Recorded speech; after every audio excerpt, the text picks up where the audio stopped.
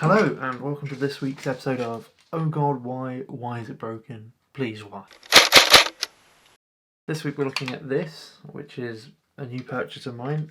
Not new, I bought this second hand and it worked absolutely perfectly for a game day. There, behind the barrels!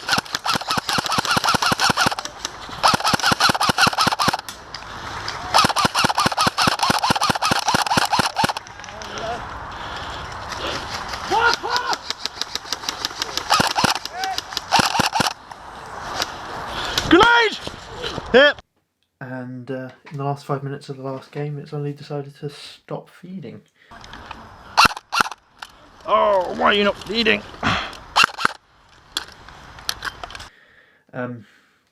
Weirdly, everything seems to be working alright in terms of nozzle cycling. There seems to be good air pressure coming out the muzzle. But with a loaded mag in, BB goes into hot rubber, but then doesn't get expelled, so there's something funky going on. You may recall the TM417 video.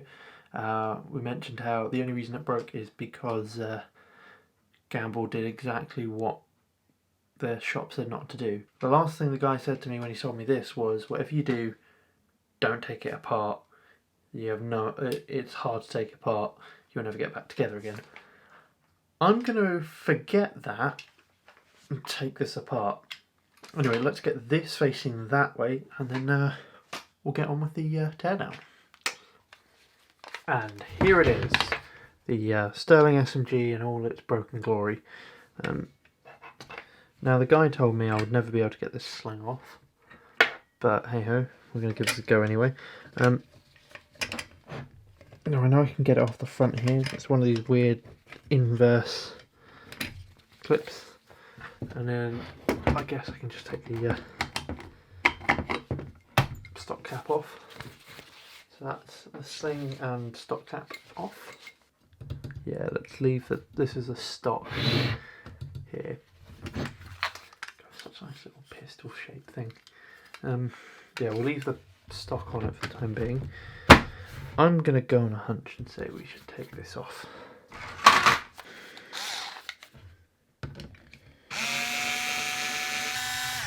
Yeah, just a normal screw. So, what's under here?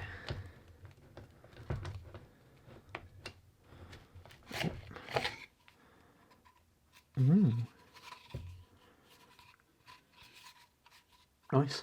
Put that to one side. Now, is this stock? That motor could well be stock, but it is soldered on. Now, soldering on isn't necessarily a bad thing, it just makes it a pain to take apart. Maybe I should take that off. Do I really want to take that off? Is it just a pin? I think it's just a pin.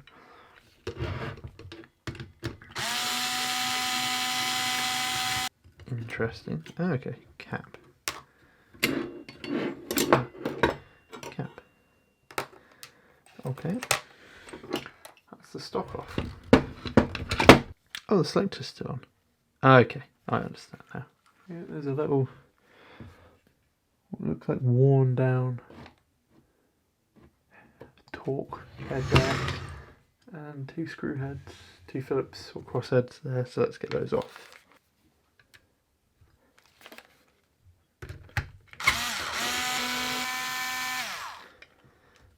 Oh, they're still in there. And let's take this plate off. And the plate lifts up and away. Okay, so underneath here, there's our moving arm. Safe, automatic. Safe, repetitive, automatic.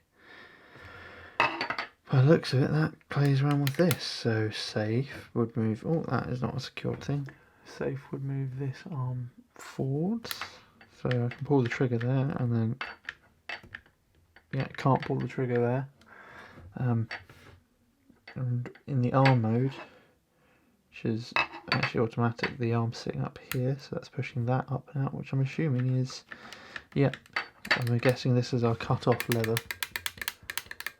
weird spring layout for that, because this is a rotational motion being pushed by a linear spring, but the linear spring doesn't compress as much as it gets S-bent.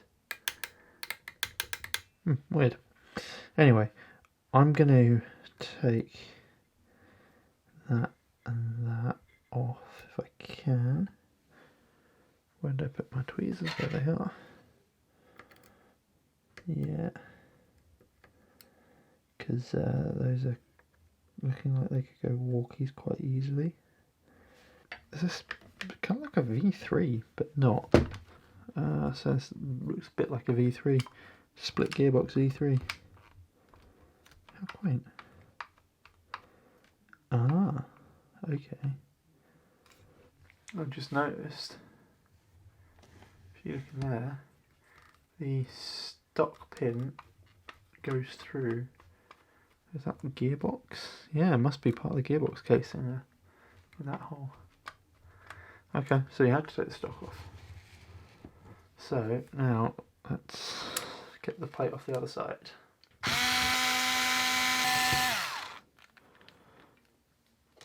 Take this plate off.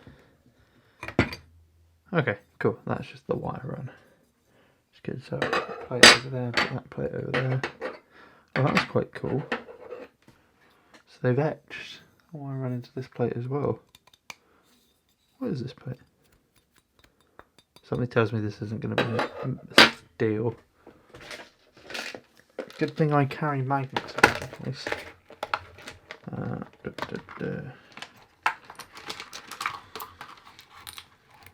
Actually, this is a good point. What is? Because the real one was stamped steel and rolled steel and all that lot.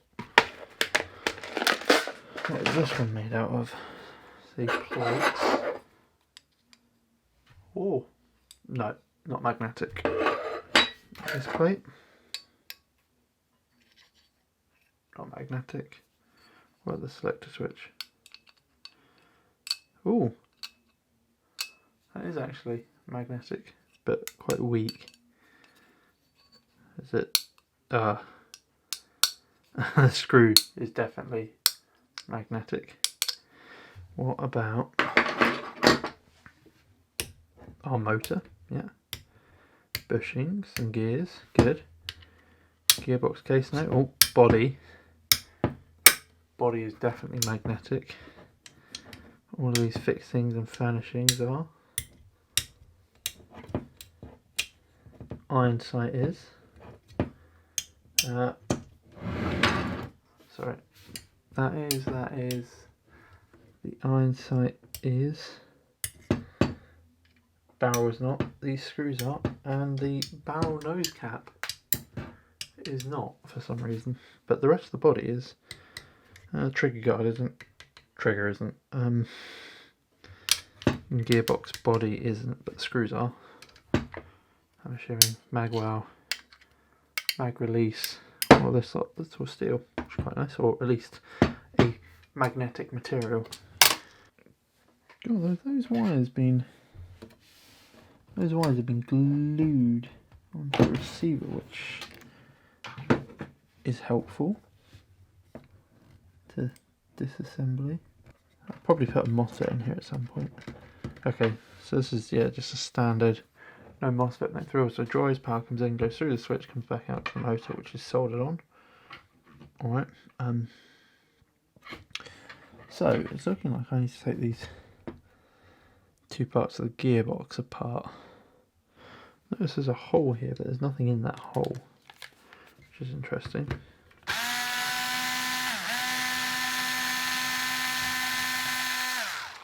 The gearbox looks like it needs to slide back, but it can't because of the stock mount. So is that like the hop up needs to slide forwards? Well, that looks like it's holding the hop in place.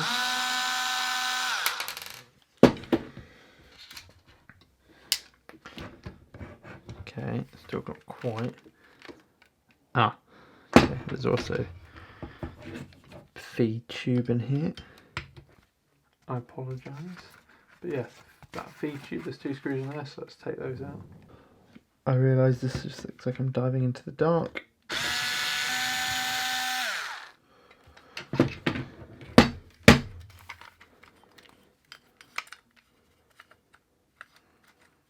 Are those screws still not? Oh, there we go. One feed tube looking thing. And put that to one side. Have I missed something? Screws. There's nothing actually holding these two parts together. As far as I can tell, though I'm probably being incredibly stupid. As per always. Ah, I am being incredibly stupid. There is. There's a little pin back here behind these wires. I don't know if you can see it. There.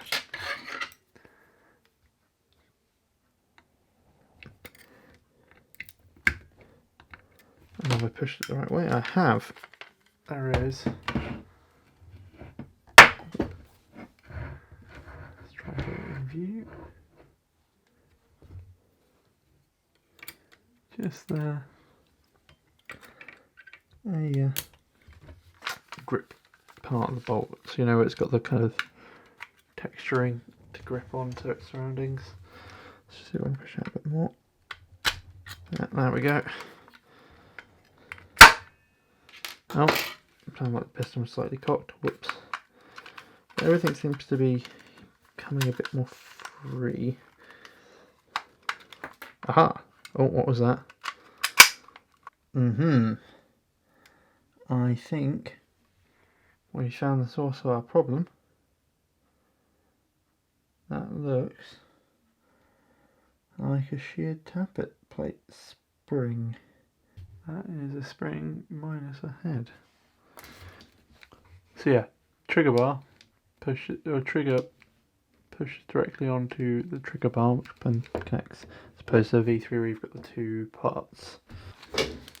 I have in my hand a piece of spring. This looks like it would do it.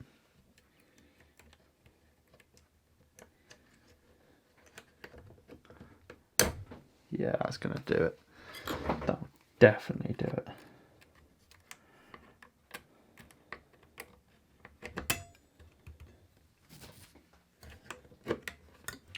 How about them apples? Found the issue. It was a broken tappet plate spring. They go sometimes. Yeah, it looks fairly greased. It hasn't seemed to have turned up, so I'm assuming it's fallen out somewhere. I might just take the motor off to see if it's not collected in with the motor. Wires onto the motor. I mean, I understand why people do it. You get better current flow. But then again, the gains you're going to see from doing that are probably less than the gains you get from putting a MOSFET in, and this doesn't have a MOSFET in. How strong is this magnet? It's a fairly weak motor. That's a very weak motor. Okay, fair enough. Well, at least I know a good upgrade path for this. It's going to be MOSFET, high torque motor. Hop-up seems fine. Apparently it's got a G&G green in it. It's my go-to hop-up rubber if I can ever get them, because they never seem to be in stock anywhere. But here, hey, I found the bit. Where are you? That's the broken bit. Put that to one side. Let's put this back together.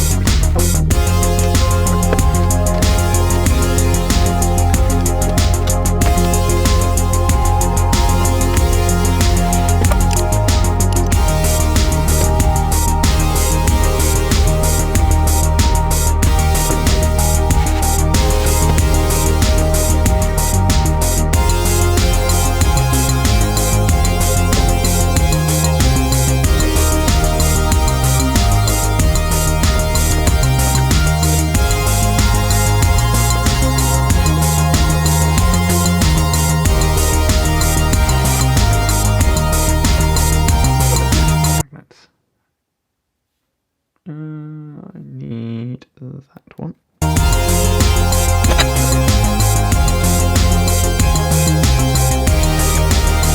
Actually, I'm pretty impressed with this, because sure, it seems like a bit of a faff, but this is the first proper time taking this apart.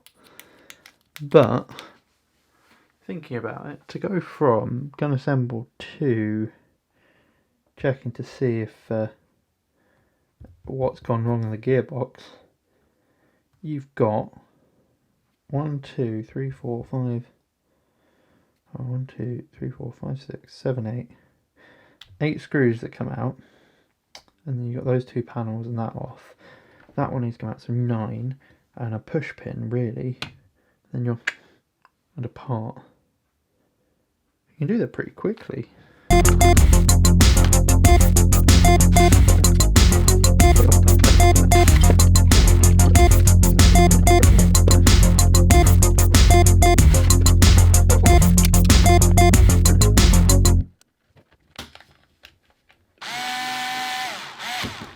And we're back together.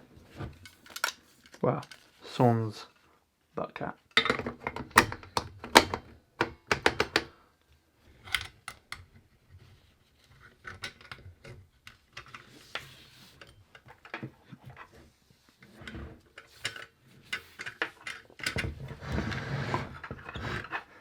One, hopefully, as yet to be determined, working Sterling. So it's a couple of days later, and this is back together. I've put it through the chrono, and it seems to be working. Although FPS, no matter what I do to the springs in it, seems to be about 1/2 to 3/4 of a joule, which I think it was before. Which makes me think there's something going on with the hot bot rubber. I'm an idiot. I'm going to level with you now. The gun is working absolutely fine. Took it out to test it in Wales this weekend, just gone. And what I'd done when I chronoed it back here last week, I'd left the hop fully on. I thought I turned it off, but I turned it all the way on, hence the really low FPS. So I've just put through the chrono again, and it was actually doing about a joule output, and even less than that. It was probably doing 0.8 joules, and it was throwing BBs out at least 40 meters easily, no problem.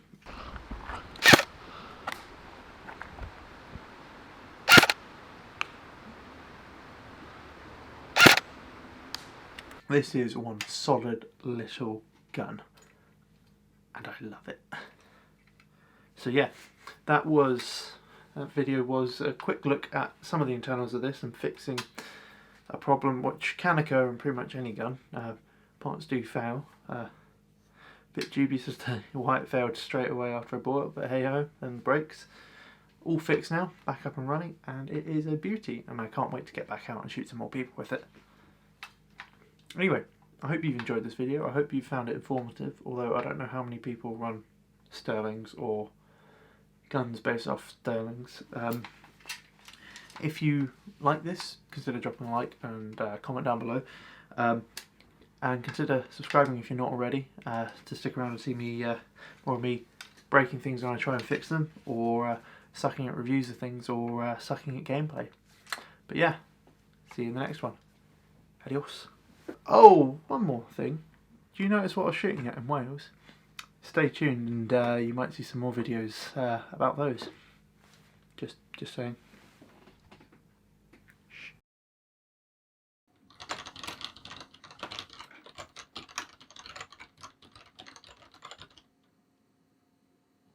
You're still here? But the video's over. It's done. Go home. Oh wait, before you do, instead, why don't you consider watching one of my other videos, or even subscribing on the link down below.